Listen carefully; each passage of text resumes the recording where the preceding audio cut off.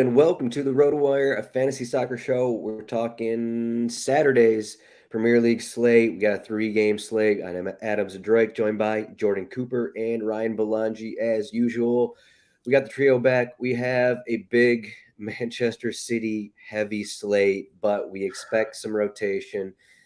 We'll see what happens with Kevin De Bruyne here, but Jordan, welcome in. What are our initial thoughts here? We got Manchester City here, an implied goal total more than one than any other team on this slate.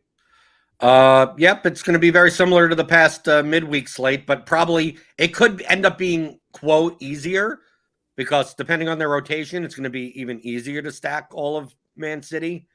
It really comes down to the lineup. I mean, who plays, who gets rotated in. Remember, Man City are still, battling the Liverpool to win the league. So it's not like, oh yeah, we're going to focus on Champions League because the league table is already kind of settled. So I'm expecting De Bruyne to play. What I'm expecting is maybe you get Foden, Grealish comes on instead of Bernardo, and Jesus comes on instead of Foden. You get something like that type of rotation. I mean, fullback wise, they really don't got anyone. Maybe Zinchenko comes into the side. They rotate their center backs, but I mean, the slate's going to come down to whether or not De Bruyne starts or not. I'm going in with the expectation that he does, even though on the RotoWire cheat sheet we do not have him in the projected starting lineup. But I would not be surprised if Foden started this game also. I mean, they're looking to win games, and home to Watford, can you really get that much easier than home to Watford? Home to Norwich.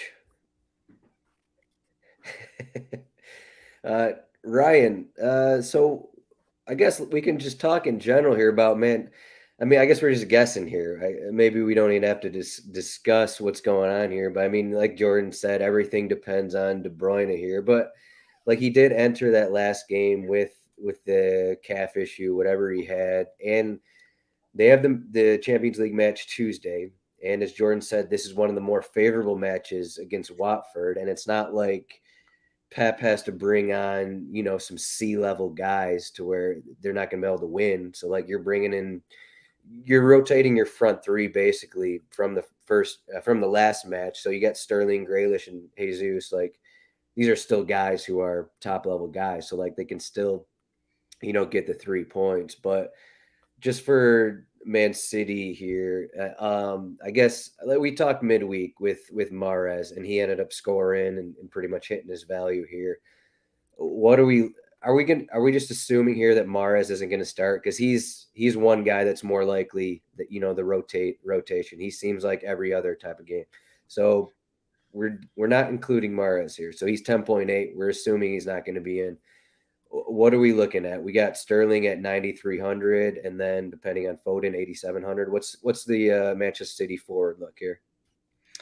So yeah, I know it doesn't matter what we think about expected lineups, but if I had to guess, I'd say the one that you have up there for RotoWire is the one they use. If there's ever a time to rest KDB and Mahrez and Foden, it's now. They have the Champions League game on Tuesday. That's pretty close. It's against Madrid. This is the easiest matchup too against Watford. So yeah, I mean, but I guess so forward, you're assuming no Mahrez. But I guess we kind of got to talk about KDB also because, he would take the set pieces. The spot's just too good compared to the other matchups. You said it has a implied goal total of more than one more than the other games. We try to make arguments to fade Manchester City sometimes, but especially in cash games, you just can't because the prices are even cheaper now if Mahrez and De Bruyne don't start. I mean, I know we're jumping back to midfield, but Gundogan is too cheap. Grealish is way too cheap. I mean, you pretty much just have to play those guys in cash. I mean, wouldn't you agree, Jordan? Well, with no KDB in, I mean, absolutely, because if no KDB, no Mahrez, well, and no Foden, Like the set pieces are going to be Gundogan and I mean it's Gundogan and Grealish, and they're 6,600 and 5,700 at midfield. The question to me comes in to at the forward position on this slate for cash games. Obviously in GPPs, get lucky. Yeah. Is there anyone in the forward slot that's not on Man City that you would consider in cash games? So I think there's one that people may consider, and then one that you could punt with, but I don't. You guys want to have your Chris Wood conversation now? Yeah, well, that's one of them. Okay, Chris Wood is a Ponzi scheme, and I'm just going to double down until I get all my money back on Chris Wood. I was just going to say I'm so pot committed on Chris Wood that I just kind of have to keep going with it. If you've been fading him, I mean, well done, because not only does he not do anything, he's popular also. So all the Chris Wood slates haven't been good to me, but to answer your question, not really. I mean, Rashica, is an option. So if City starts Sterling and Jesus and Bernardo, at least, Sterling and Jesus aren't the greatest cash options, but the matchup's just so good. People will still go there, but I don't know if they're musts, like maybe Jesus because he's 1,400 cheaper than Sterling, but I think you could go for a floor with Rashica.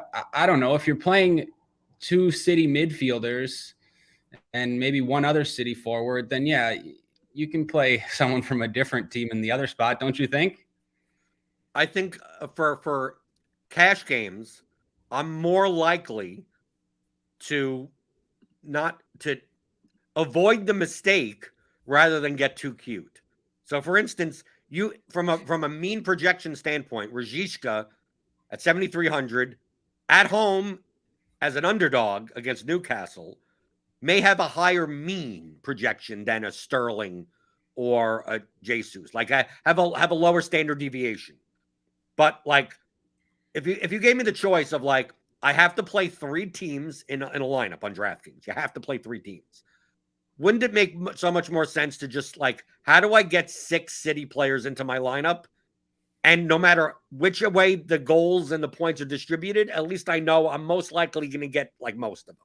Like me, maybe I don't play Sterling, Bernardo, and Jesus together, right? Because I have Gundogan, like I can't fit them all, but I have 5 out of the 6.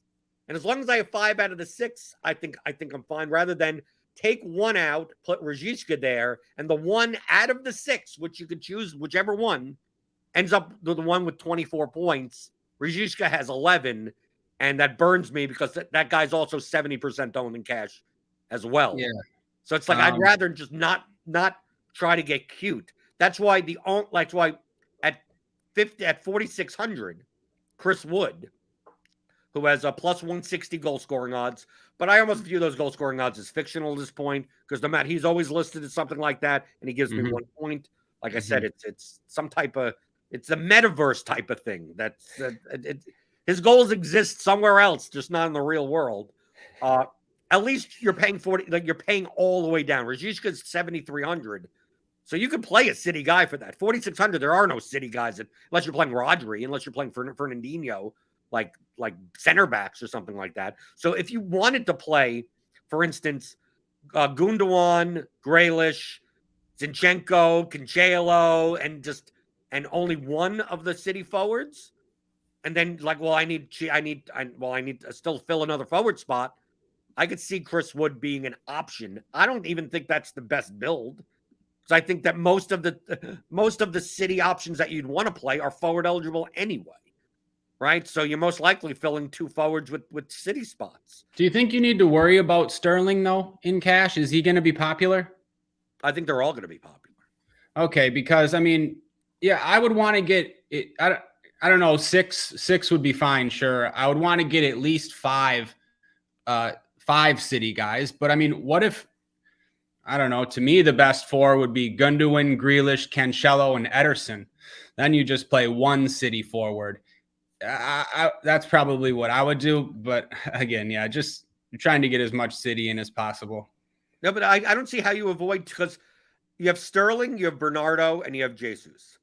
Mm-hmm. Like, so it's like you have three options. It's not like it's only two people and that's it. It's like I just don't see the way around playing two out of the three, because what other options are you going to play?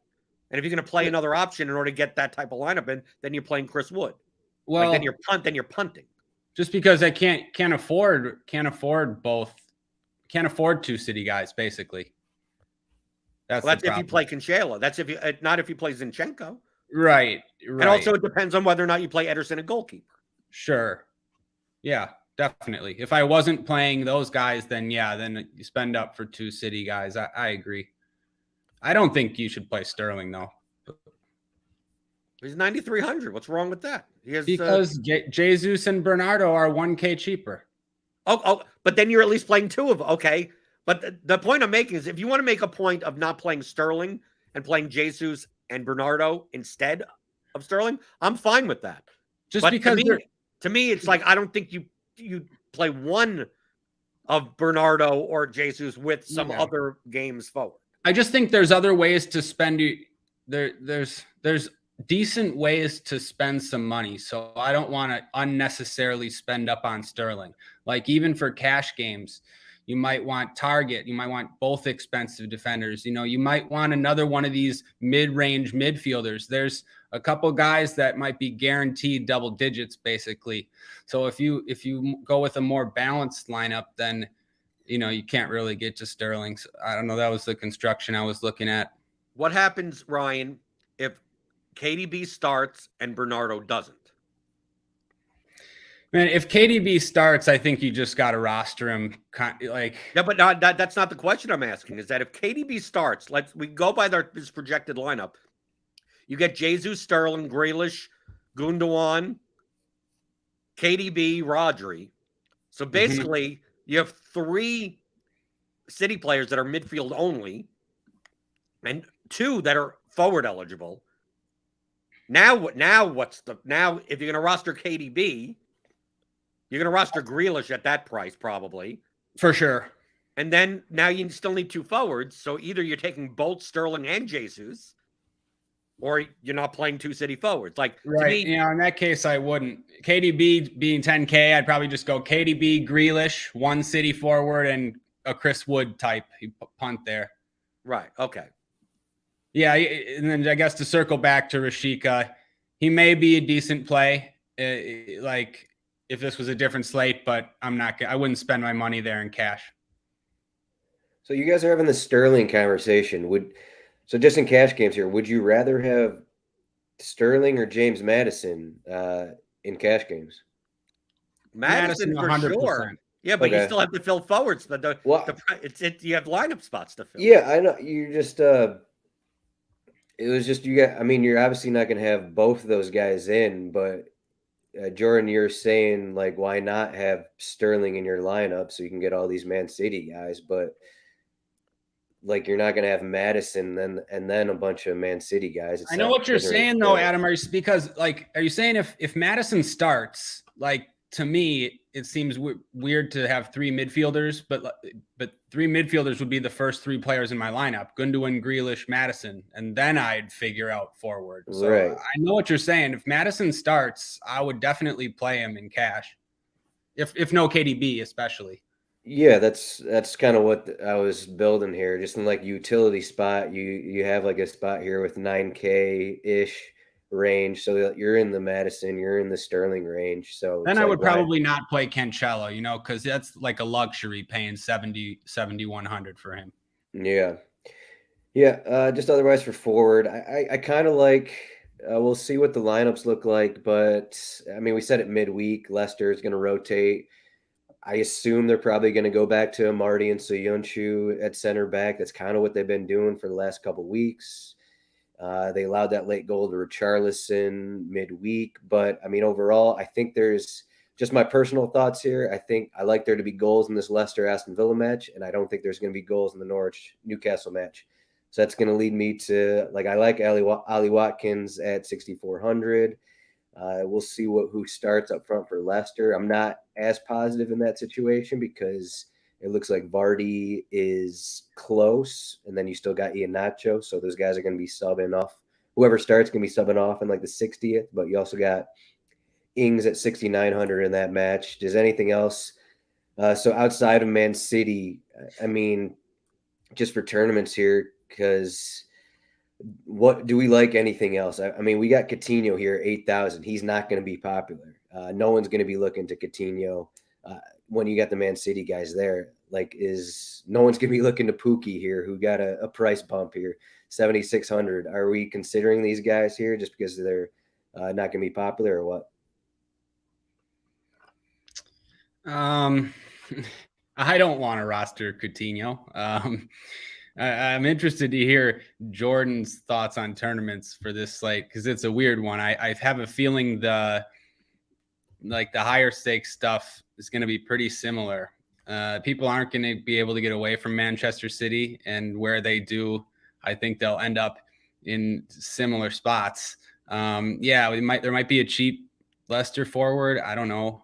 Patson Daka, he looks okay. Ollie Watkins looks okay. There's some midfielders in that match.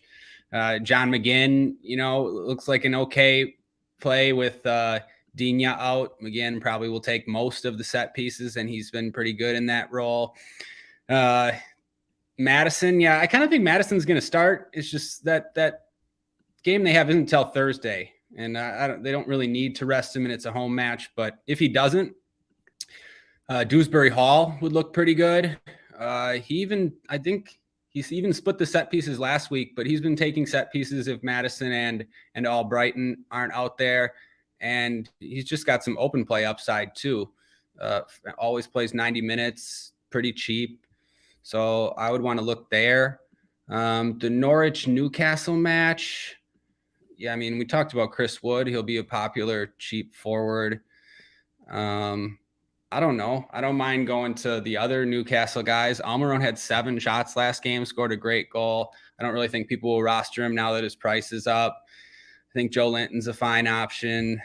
I don't know. I don't know why I just sort of rambled through all the games. I kind of forgot what you asked me. I will say, I think Newcastle's Eddie Howe said they're going to rotate some. So there's going to be some rotation. Maybe he lied, but I assume that's going to involve Almiron just because he's been playing more than he has almost all season. He's gotten back-to-back starts here, and St. Maximin's another guy who could be rotated. So like we said midweek, I think Jacob Murphy, I guess he's midfield only, but there's a possibility he starts as a forward. He's 5,100. Do you have any other thoughts here at forward, Jordan? I think in general, the Leicester Villa game is going to be the lowest owned game out of the 3. If Chris Wood starts, like that cheap price, people are going to pair like Target, Shelby, Wood, right? Jacob Murphy if he starts because he's like 5,100 midfield only. See people going there. I see people possibly going to like Kieran Dowell, Rajishka, Norman. They've Byram and Giannoulis are kind of cheap Norwich fullbacks. It's just that the Leicester Aston Villa game, like I don't even know if if Madison's in or out, I'm not even sure what the ownership of this game is because I don't see either side being owned much. I don't see maybe we'll talk about defender. There may be a cheap defender, Aston Villa defender that we may be playing in cash games, but I don't see McGinn being all that owned, Jacob Ramsey being all that owned. Coutinho, Ings, and Watkins are going to be complete afterthoughts with the City forwards being well owned. And I could say the same for Daka and Ayoze Perez. Like, you could say the same for Lookman. You could say if Madison's out, I think Dewsbury Hall will be more owned. Maybe not highly owned, but owned enough. But then if Madison's in at 9K, Madison is the same price as a lot of the City guys, so I think Madison's ownership goes down. Luke Thomas, James Justin, I just did Tielemans. I just don't see this game being highly owned, but I could also see this game being a 3-2 game, right?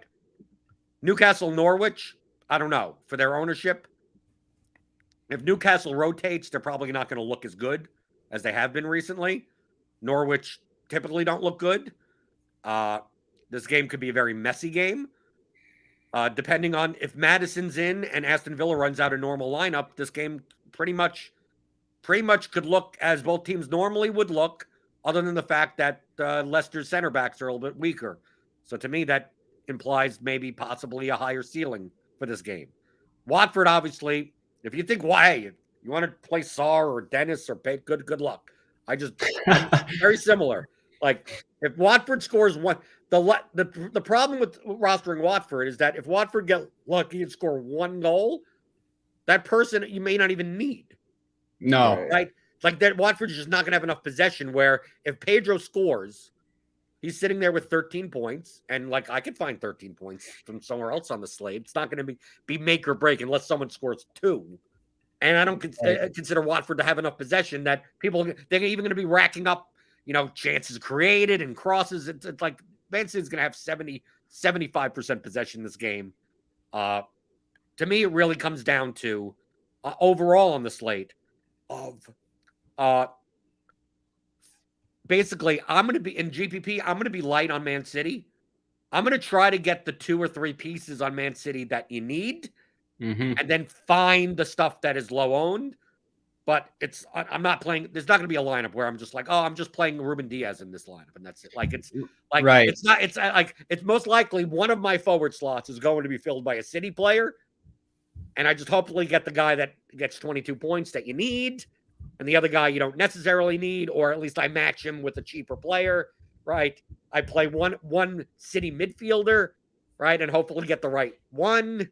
Play one City defender, hopefully get the right one, and may or may not play Ederson. And if he gives up 1 goal in the lineups that I don't have him in, then I don't need him. I mean, like I'm like I said, for cash games, I'm more likely to just not overthink it, play 6 City guys, and then just go. As long as City puts up a couple of goals, I'm winning double ups. I'm probably fine, no matter who scores. I don't have to guess. And then in my GPP lineups, it's like, well, I'll guess this 2 combination, that combination, this combination, and then fill it out. And more likely, I'm more likely to play no defenders in the Leicester Aston Villa game and play both sides of that game, and then do more of a defensive stack of the Norwich Newcastle game, especially if Newcastle rotates. I think Cruel as a pay down option if Newcastle rotates significantly. I'll take the home keeper in that type of situation. Newcastle, I mean, they're not getting relegated, right? I mean, like really Newcastle doesn't have really much to play for. Not saying Norwich does either, but at least Norwich kind of maybe has a slight glimmer of hope of maybe we could do it, whatever. So I would figure that the Norwich Newcastle game, if Newcastle rotates, could have a much lower score, and Leicester Aston Villa, if they don't rotate, as a higher score. So, and with the ownership and the pricing the way it is, I'd rather overpay for some of this Leicester Aston Villa game for low ownership on a 3-game slate than try to just jam in value everywhere. I definitely agree with that. I would say that even if Newcastle don't rotate, that it's not going to matter. That's going to be low scoring. The way they're playing right now is just pretty much to limit any good chance and kind of win 1-0 matches. The only way that isn't happening is if the other team scores early in the first half and then they have to push the rest of the way. I think that happened with Leicester last weekend, but the way that Eddie Howe and Newcastle are playing right now, the way they're winning is just by keeping things tight, keeping things low scoring. And that's even if it doesn't matter. What I'm saying, it doesn't matter if they rotate or not. I think it's going to be a tight, low scoring match. There's not going to be a ton of opportunities, but yeah. Earlier, Ryan said he had no interest in playing Coutinho, and that's the first reason here that it's like, okay, if Ryan thinks that, then I think that's means he's a good play. I think someone on Villa is going to have a good match. I think both these teams are going to score, and so with this matchup, Villa actually hasn't played in 2 weeks, while Leicester, I think, has had maybe 4 matches since the last time Aston Villa has played because they've been playing in Europa Conference League. So Villa are rested, whereas Leicester are rotating and not rested. So that's definitely something to keep in mind here. But as we get into midfield, we got De Bruyne, we got the 10K. We've pretty much talked, I don't know, almost all there is to need to talk about here. I guess in terms of cash games as well, because it's either De Bruyne and then probably Grealish, and then if De Bruyne is not in, we're looking at Gundogan and Grealish. I mean, that's pretty safe to assume that's the cash route. I mean, if Madison starts, then you could talk about putting him in somewhere. But what else do we like? I know Ryan is a big fan of Bruno Guimaraes here, 7,400. His price keeps going up. He got an assist last match, so we got that involved. I mean, otherwise we got John McGinn here. Speaking of Aston Villa match, he's 6,100, taking more set pieces. Nothing really stands out. Kieran Dowell, I don't know what exactly we said about him last week, but he ended up being 24 points and winning some contests. You said you could got play a goal and an assist. That'll help. Yeah. Yeah. I know Ryan played him, actually. I played him, definitely. Yeah. Hey, I'll tell you, about Kieran Dowell, because I know some people that annoyed a lot of people. Here's a little secret about soccer DFS, and specifically in the Premier League. If you're a $3,100 player that plays in the front three and takes some set pieces, you can always roster them. Like, as long as they're not playing Manchester City, and even then you could make an argument. But yeah, I mean, I don't know, Jordan, if you want to talk about midfield. No, I mean, I look in this. To me, if I'm not going to pay up, I mean, there's not much to pay up for. I mean, a lot of people are forward eligible, but like I'm looking in the low range, like Dowell, Murphy, Douglas Luiz, viable, right? Ramsey, probably not cash play, but 4,300, he's there. Lees Malou, if he starts, 4,100. I mean, Shelby, 3,800. Norman, 3,700. And their guys down there. I mean, it's likely that you're probably playing someone in the. If you're playing 6 City guys, you're almost definitely playing someone in this range, right? And if you're not playing 6 City guys, you're still playing one of these guys in the range. You're most likely playing them a defender instead. I don't think the defender position is very strong on this slate, outside of maybe strong, maybe 3 options, maybe, right? So it's really, you're just choosing between like, how much money do you have left? I don't think paying in this slot is worth making a priority. So, for instance, if you have 4,600 left and you play Douglas Luiz, that's fine. Like, I need to find the 600 to get to Dowell. Like, I don't view it like that. I view it's like it starts from Dowell down to like Shelby, and it's like whichever spot lands there, just that's your last piece. And they're probably better than the defenders in those slots, right? I'd rather play one of these midfielders than a defender in those slots. And whatever, like I just don't see the difference that much. If you have the money and you have 5,100, I'll play Jacob Murphy, assuming he starts. Don't be like, I need to find that 100 for Dowell. Or don't be, I have Ramsey, I need to find the 300 for Luis. Or I have 3,700, I need to find the 100 for Shelby. So just play Norman. Like, it's if you play Fernandinho, even if he starts or whatever, 3,500, he's a city piece. Who knows? You could get a goal, right? And something could happen. Like, I just don't prioritize this range. It's just there are guys there that I don't mind being the last piece into my lineup, and whatever the price is, the price is. I'd rather prioritize getting up to Ederson, a goalkeeper, than any of these guys. I'll sacrifice going from Dowell down to Shelby for 1,400 if I could get Ederson, a goalkeeper, because the winning clean sheet odds for him are like dramatically different than everyone else on the slate. Yep. Yeah, I agree with that. From Dowell on down, I would not prioritize any of them. Yeah, I wouldn't try to find any money to pay up for any of those guys.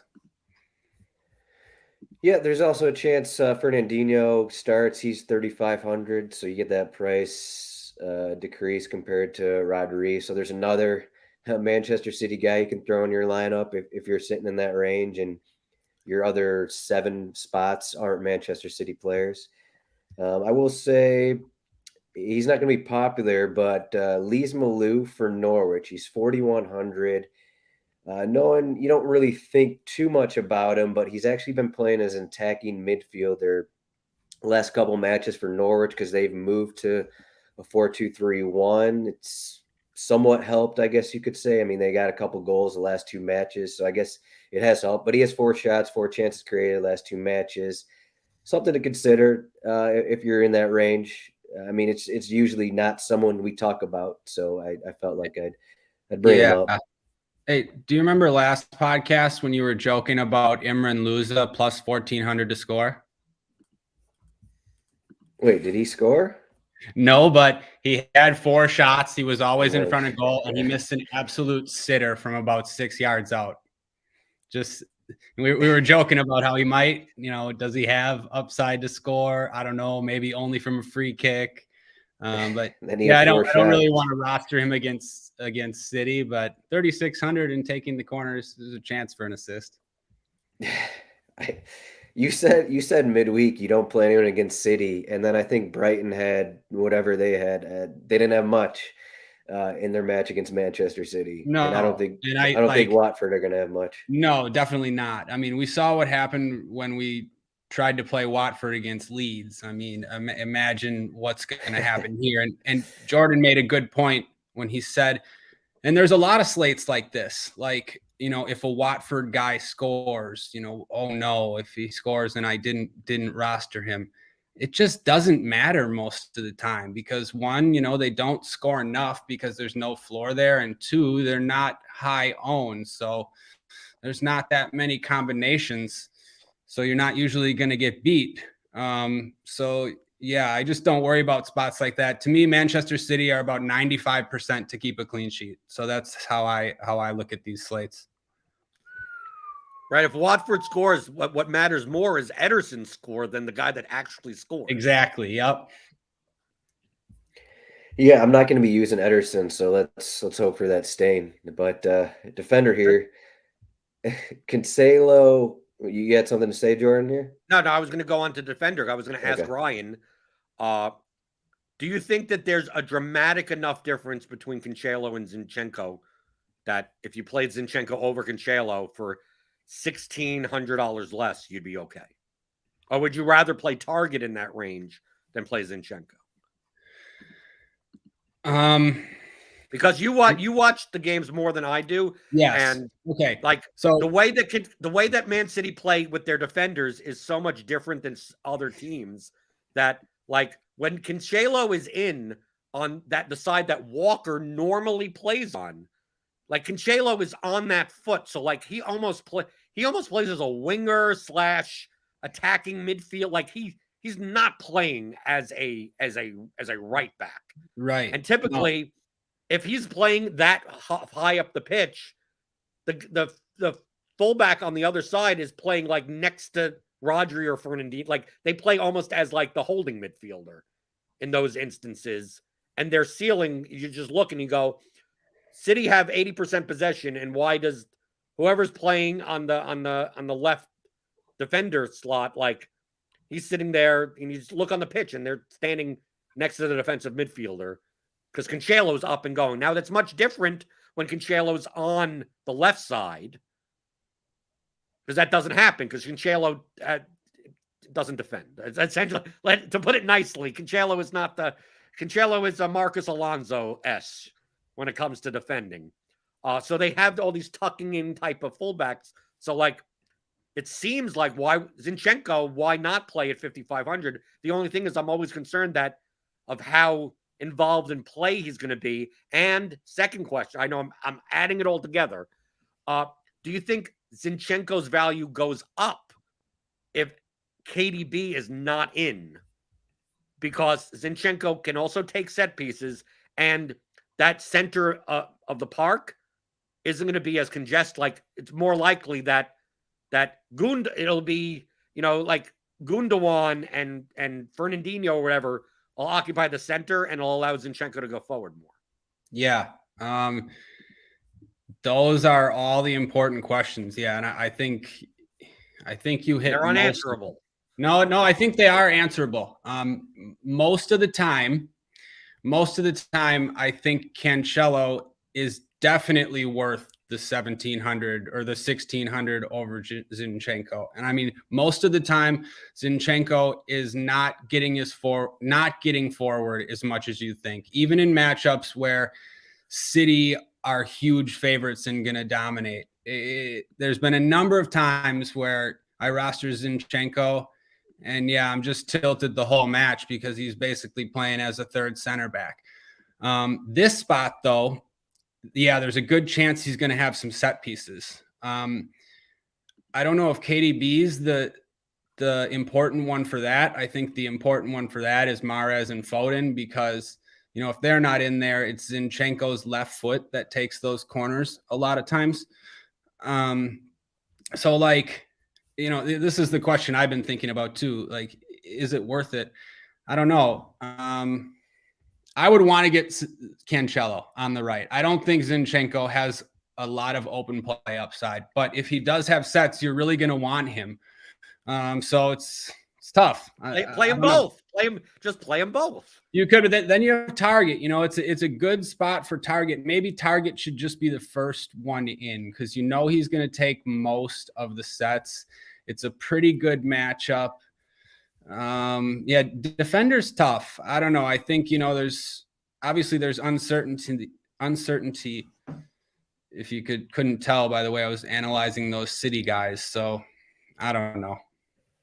All right, my first question is, you guys keep calling him Cancelo. Do you know this for a fact that his name is Cancelo, not Cancelo? No, I always call him Cancelo. Right. João Cancelo. Yeah, are you sure though? Yep. No, what do you think it is? I just think it's Cancelo. I don't think so. I'm not gonna trust the guy that can't even pronounce Rajishka's name right. Yeah, I can't do that, or some of the ones that I can't do, but I've been to Portugal, all right. I've spoken Portuguese once in my life. But no, I think the CH is like the C with the thing on the bottom, but I don't think that's what Cancelo has. So that's why I asked. But you guys always talk like so I just wanted to double check here. Yeah, I don't know. I could be wrong. Maybe I've just been saying it like that for so long that somehow I think it's right now. I don't know.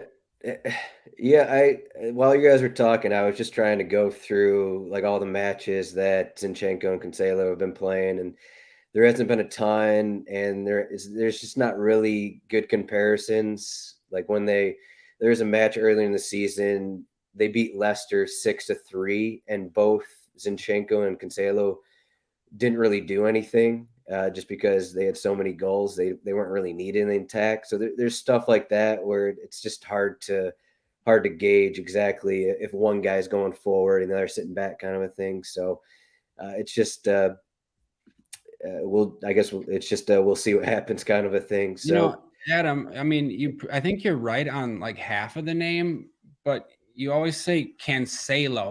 Wouldn't it be Cancelo? Cancelo. It seems like you're saying it like there's an A. That's how it's. I don't know the exact E in Portuguese, but that's how it is in Spanish. So okay.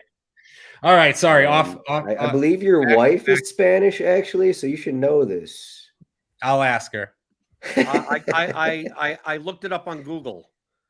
Cancelo. That's what it says. All right. Well, I don't trust Google. Low. Okay.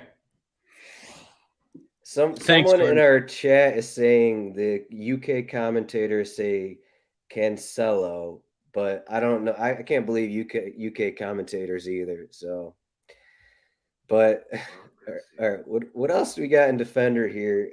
Have you guys mentioned Ashley Young at 3,800? Do we want any piece no, of but him? I just wanted to go back. Sorry, something that Coutinho, when I dismissed him, you got me back on him just a little bit for those reasons you said. Well, two reasons. One, just for tournaments. One, he's not going to be popular, so that's a good reason. And then I didn't realize that he's the same price as Gabriel Jesus. So some of my favorite couple Jesus lineups, I'll probably switch to Coutinho also. So yeah, just wanted to clarify that. I think based on him not being popular, it's probably a pretty good play. Looking up on Google, by the way, I've solved the argument. It's not Okay. it's not a ch sound. Yeah. Okay. Nice. There we go. Cancelo. Something. Now we got to get you to pronounce Milos Rajishka. Rajishka? Is that Yeah, it? the C is a sh.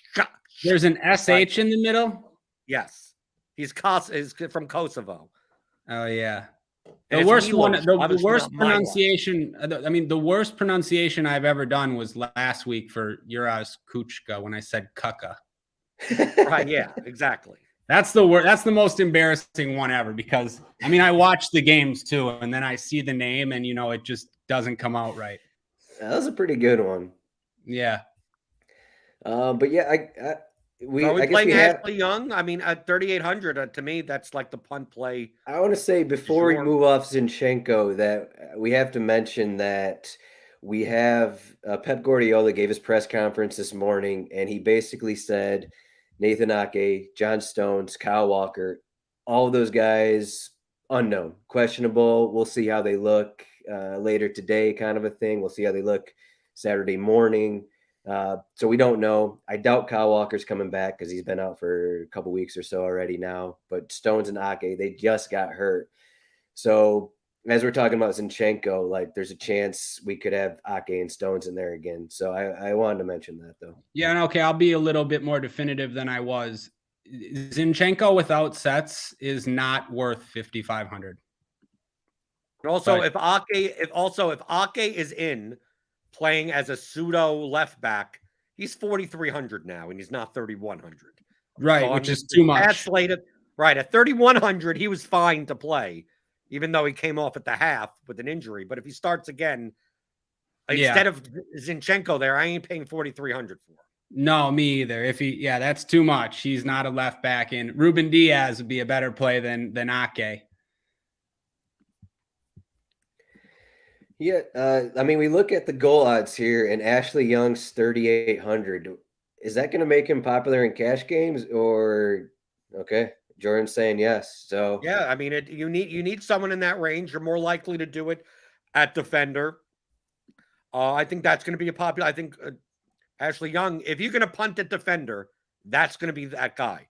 If you're going to be playing a lineup that's Cancelo plus target, then most likely your punt is going to be John Joe Shelby for the same price. I do want to ask Jordan. So we have these goal odds here, and I'm pretty sure these goal odds are basically based off of Ashley Young playing more as like a winger or as a forward. Because you look at Matty Cash, he's plus 950. So like, do people that just plug in lineups and do mass lineups, do they care about that kind of a thing, that he is a defender and he's plus 320? Or yeah, but he's also more likely to get forward than Matt Cash. Like Ashley Young's. I don't know if he is though. Why is he more likely to get forward? I think Matt Cash is more likely to get forward than Ashley Young. Pretty confident. I just think those odds are based off him playing as a forward earlier in the season. So bet against him. Yeah, so I think it's kind of like a ploy here, but in the system that people are going to fall for, and then what's the Chris Wood ploy then? You're not playing Ashley Young to score a goal though. He's 3,800, so it's a fine play. He's going to put some crosses in. He has a decent floor for that cheap price. So but fine. When he scores, everyone's just going to luck out and be like, "Yeah, I looked at the odds, and there we go." He's supposed to score. That happened with Kieran Dowell, and it seemed like no one complained, right? How are his odds like that? I think it's because he played forward earlier in the season. That's the only reason. Maybe. But because they just don't want to be screwed by it, just because he's someone who's played left back and he's played as a winger, so they'll put their odds like that. It's kind of how it is. Is there anywhere where you can bet no? No. Not that I know of. What? Yeah. That's like going to be minus 1,000 though. Well, if it wouldn't be that much if it's 320. Yes, but yeah, okay. Anyways. Is anything below? We get below here. We got Ruben Diaz is at 3,700 too. Is there anything else that's down here that really stands out? Again, we're going to the center back range, Well, Sam Byram or Tim Castagna is going to be probably the cheapest fullback that may be playing. And I don't care. I'd still play Young over both of those guys. Yeah, I mean, Byram's basically a center back playing fullback. I mean, I guess Newlitz is a little better, but he's 4,500, so he's not even in that conversation either. So, I mean, it just seems like it's one of those slates where you have these guys like Target, Salo, and I guess Young down here, but you have the guys that are pretty much locks, no matter the type of competition. And then for your second defender, it just depends on what else you have. So, goalkeeper here. 95% chance to get a clean sheet according to Ryan. According to the odds, it's at 56%. You said 95% chance, so are you going to have him in your lineup here at 5,900? Are you going to find the room for him?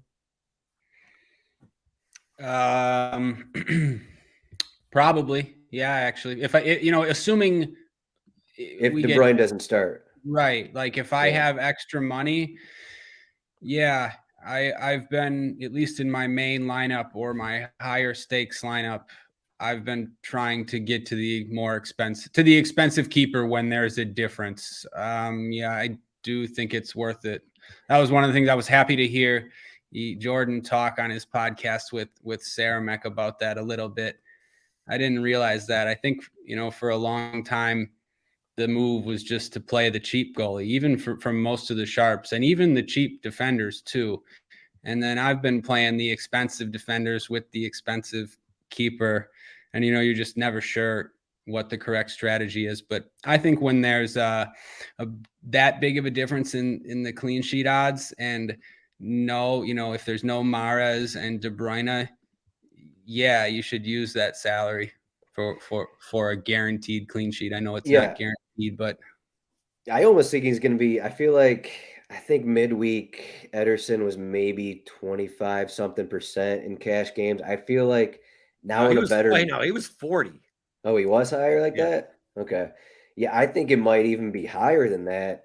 Just going against Watford, and then you combine that with the fact that there's possibly that Mahrez and De Bruyne both aren't in. Like, people are going to have money.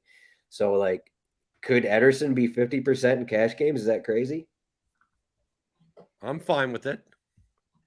So that's kind of the cash move is what we're coming down to here. Yeah, and if you don't pay for Ederson, you're probably playing Schmeichel or Krul. I'm looking here, single entry, double up. Ederson was 27% against Brighton. What level? What dollar amount? It's small, $5. Okay, but the $25 22 man that I play, he was 40%. Yeah, fewer entries, so that's kind of what you get. I guess. Well, I'm playing. It depends on what contest, obviously. 100%. Yeah. So otherwise, what else do we like? As I said before, I'm not going to be looking at the Leicester Aston Villa match for a goalkeeper.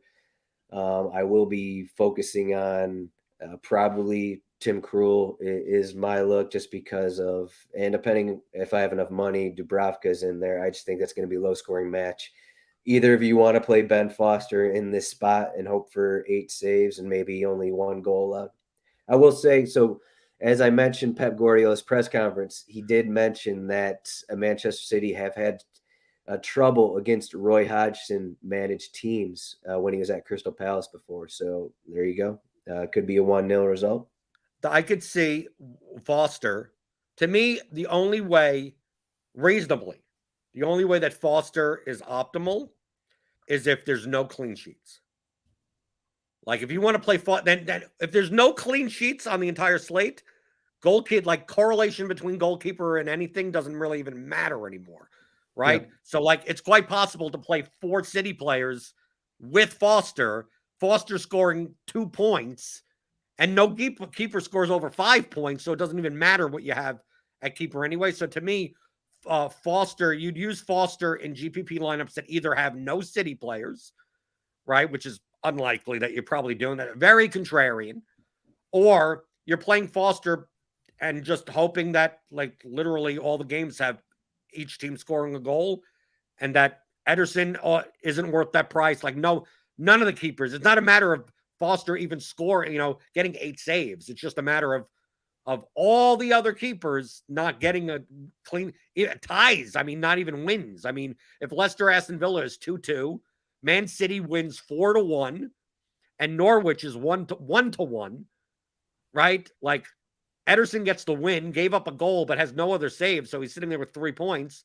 Foster could the other two the other goalkeepers in all the other games only have -2, 2, 4, and Foster's sitting there with 0, and you're fine with that. Like gave up 4 goals, has 5 saves, and to me that is a more way to build than unless you're building a lineup with no Man City players, which I just don't think you do.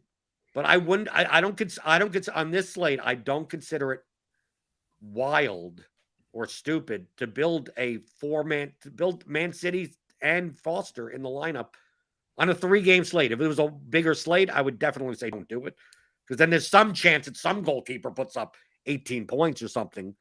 But yeah, so that's my goalkeeper assessment. But as usual, play whoever you want.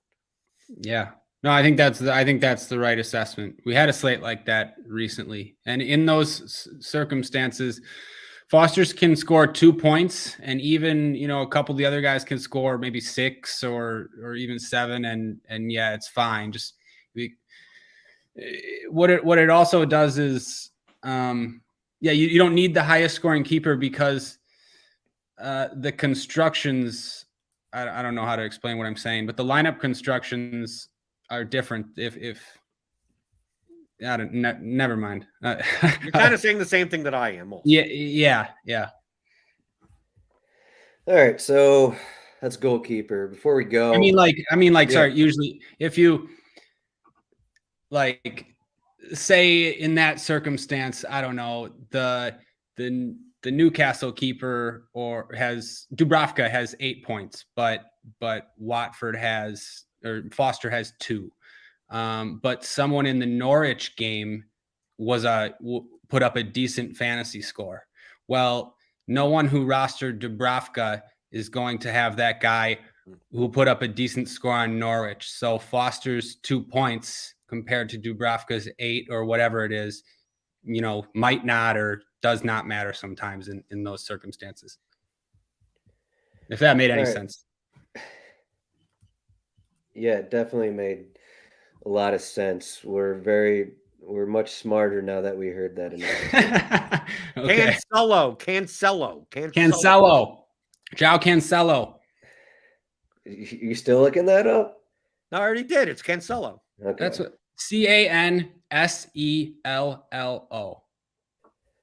All right, so before we go, I just put together a Man City heavy lineup. So do you guys think that the tournament winner for this contest, I feel like we've seen this before where it was like just in front of us the whole time. The winner just had 6 Man City guys, 7 Man City guys. They won 5-0, and then not enough happened in the other matches that lineup just won. So I put this lineup together: Sterling, Silva, Gundogan, Grealish, Ruben Diaz, Target, Ederson, Douglas Luiz. That's your lineup right there. Do you guys like that lineup? That's perfectly fine. Just understand that City is going to be everyone else is going to have that lineup. No, not everyone else is going to have that lineup. Just understand that the more City that you play in your lineup, the more duplicated that combination will be, which means you're going to be competing with a lot of lineups that look like that, and your two other players in your lineup, that's going to be the determination. If Douglas Luiz scores 20 points, you win. But if Douglas Luiz puts up 4 and City goes on for a 5-0 game, you don't even come close to the top 20 or anything like that, because all of the Man City guys are going to be 30, 40, 50% owned. So it's an easier path to first place if you play for 2 or 3 City guys are needed, but not 5 or 6. And then now you have a 4v4 in the rest of your lineup to now get the 6% owned guy that has 18 points. Get the 12% owned guy that has a brace, right? You have Ollie Watkins has 2 goals and he's 6% owned, and you have him as your one-off. And you have more opportunities because you have more slots than go for a Man City just score 5-5. Yeah, that is the most likely outcome.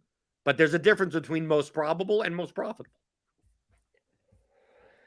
Yeah, I don't ever, I don't know. I just wanted to bring it up because I don't like doing that the full Man City capture just because it's not very But the fun. capture Like, makes sense in cash, though. See, yeah, it's a weird way to put it. That's like typically it's like, oh, I'm going to stack one team. That's like a GPP strategy. It's like, to me, no, it's a more of a cash strategy because you get to capture all of Man City and not have to worry about getting the right guys. In GPP, people are going to try to capture all of Man City, and I need to care about getting the right guys. In cash, if I have Bernardo, if I have all of them, and Bernardo has 3 points, but Sterling has 32. Like, as long as I have all of them, like, it doesn't, 2 of them combined for 35, that's all I need. Because Rajishka only has 8, so who cares? Or Chris Wood has a standard 1.7 points. So I don't care about that. I mean, like, I just want it all. I don't have to decide on it. But on GPPs, they're going to be just those combinations are going to be so owned.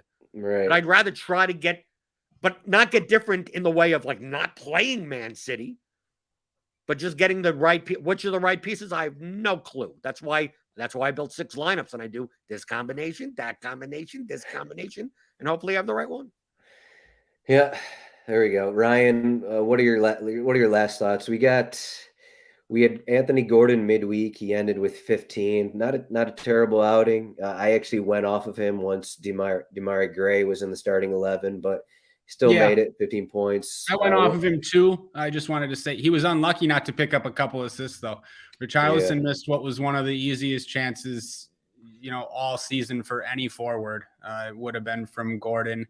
And another one also. Richarlison should have had a hat trick easily in that game. But anyways. So I assume your top GPP play is Coutinho, or who's it going to be? No, I mean it's a good GPP play. But sorry, who is? I just saw this now. Manchester City have a $7,700 forward named Kaiki. Yeah, he's like I think he came from Brazil, I want to say, but he's like a young guy that's been training with them. Of course, nice. Yeah. We'll be talking about him in 2 years probably. I don't know. Like, besides City, it's tough. A guy that I would like, if there's no Madison, I'll have some interest in Dewsbury Hall. I'm a big fan of his. He's going to get an England call up pretty soon. Yeah, he's someone I've played. He's someone I've looked at in the past. He's just really came on this season. He's been good for him, and there'll be some set pieces for him too. But yeah, that Leicester lineup is really maybe more so than the Man City one. We just don't know exactly how they're going to look because of all the matches that they're playing, and the fact that like guys like Mendy and Tielemans and Dewsbury Hall, they're playing full 90s every game, but they got all these matches. But I think that's all we got. You guys got anything else here? Nope. Cancelo. Joao Cancelo. Okay, there we go. If you've been watching on YouTube or Twitter, we got the cheat sheet up. Get this. Go to rotowire.com/soccer trial. Free 10-day trial. No credit card required. It has all your useful information. Let me refresh this. See if we can get any updated odds. Nope, nothing has changed in the last hour of us discussing. But Jordan, you can find him at Blender HD. Ryan is at Ryan Belongia. And Ryan mentioned the podcast that Jordan did earlier in the week. He interviewed Sarah Meck on his podcast Theory of DFS. And I'll be checking that out. But if you want to learn a little bit more about, one of the best soccer DFS players in the world, listen to that podcast. Free plug for Jordan's podcast there. So you're welcome on that one. But guys, thanks for joining me. We will be back next week for another, I think it's a 4-game slate next week, but we also got Champions League. So from what I could see, it looks like it may only be showdowns for us, but maybe they'll put in a 2-game slate come Monday. We'll see what happens. But thanks for joining me, guys. Jordan, Ryan, see you next week. Thanks, guys.